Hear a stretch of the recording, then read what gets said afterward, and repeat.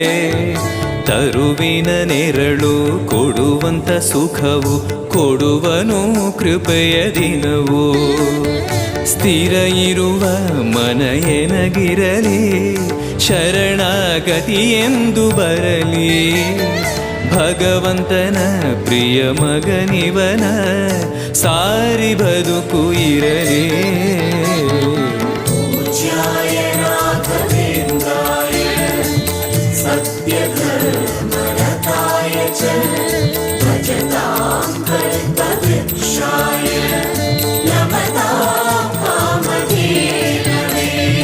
ಆಲಯವೆಂದರೆ ಮಂತ್ರಾಲಯವೇ, ಬೇರೆ ನಾ ಅರಿಯಲಾರೆ.